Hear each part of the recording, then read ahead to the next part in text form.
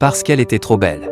La jeune fille devint un pion dans les alliances familiales. Chaque fois que la position papale de son père était menacée, Lucrèce était envoyée pour rallier des alliés et obtenir des armées. Elle s'était aussi violemment rebellée. Mais malgré toute sa révolte, elle ne pouvait désobéir à la volonté de son père. Même si son enfant était encore au berceau, le destin voulait qu'elle se marie à nouveau. Le lendemain, son père organisa une réunion de prétendants. Lucrèce n'avait aucune issue. Alors elle résista à sa manière. Le pape devint livide de colère, mais finit par céder, et organisa une nouvelle rencontre. La seconde entrevue arriva vite. Grâce à la beauté de Lucrèce et à son rang de fille du pape, les prétendants affluèrent encore. À ce moment, sa mère lui dit que dans la foule le jeune homme en velours bleu était de haute naissance, et serait le prochain héritier de sa famille. Mais Lucrèce fixa longtemps, puis son regard s'arrêta sur un autre homme plus jeune, Alvaro, le frère du prétendant. À cet instant, leurs regards se croisèrent. Lucrèce détourna les yeux timidement. De toute évidence, elle n'avait pas écouté sa mère. Après la rencontre, elle s'enquit des goûts d'Alvaro, et chercha par tous les moyens à le rencontrer. La beauté de Lucrèce faisait tomber tous les hommes. Alvaro ne faisait pas exception. Il voulait savoir si Lucrèce épouserait son frère. Lucrèce lui répondit par une question. Ton frère